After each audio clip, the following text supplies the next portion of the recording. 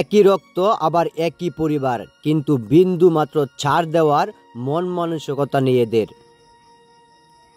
ভাইয়ের ভাই এরকম ভাবে জমি নিয়ে বিরোধ, আর সেটাই যেন কাল হলো তাদের। বাংলাদেশের প্রায় 60% লোক মামলা মোকদ্দমাতে জড়িয়ে পড়ে এই জমি নিয়ে, আর এই জমি সংক্রান্ত বিষয়টাই এখন আমাদের সামনে। একজন তার জমিতে কাজ করতেছিলেন, আর বায়ানচারি সব মিলে যখন একজনকে দেওয়া পাল্টা দেওয়া দিলেন, তখন বিষয়টা কেমন হতো।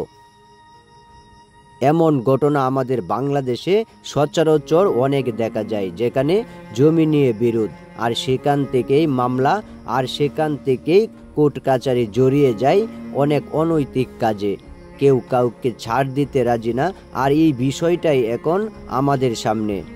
এখন যদি আপনি প্রকাশ্যে যদি সতর্কতা অবলম্বন না করুন, তাহলে হয়তোবা এটাই আপনার জীবনে কাল হয়ে যেতে পারে।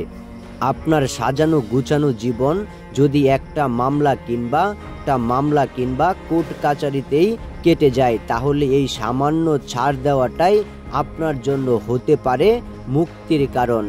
তাই আশেপাশে কারোর সাথে জমি সংক্রান্ত বিষয় নিয়ে কোনো মারামারি বা মামলাতে জড়াবেন না। এতে করে আপনার উভয়ই লস আর কোর্ট কাচারির লাভ।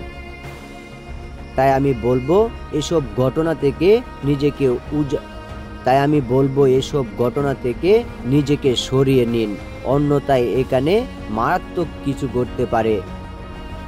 কারণ সামান্য রাগ, আর এই রাগেই যেন হয়ে যেতে পারে কাল। অনেক ঘটনা এমন ঘটেছে যেখানে মারামারি কিংবা মানুষ পর্যন্ত মেরে ফেলেছে এই জমি সংক্রান্ত বিষয় নিয়ে, আর সেটা থেকেই মামলাতে। আর মামলায় যখন আপনি একবার জড়িয়ে যাবেন, তখন আর জীবন সুন্দর থাকবে না।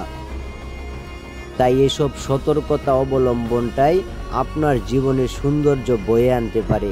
সামান্য জমির বিষয়গুলো আপনি সাধারণভাবেই গ্রামের অন্যান্য লোক নিয়ে সমাধান করার চেষ্টা করুন, অন্যথায় এটা মারাত্মক কিছু ধারণ করতে পারে। পরিস্থিতিটা যেমনই হোক, যদি এখানে বড় কিছু হয়ে যেত, তাহলে হয়তোবা আমি সেটার দায় নিতে পারতাম। কিন্তু এইসব ঘটনা এখন অহরহই দেখা যায়। বায়ে বায়ে জমি নিয়ে বিরোধ, কিংবা গোষ্ঠী কিংবা পরিবারের অনেকেই এসব বিষয় নিয়ে জড়িয়ে পড়ে।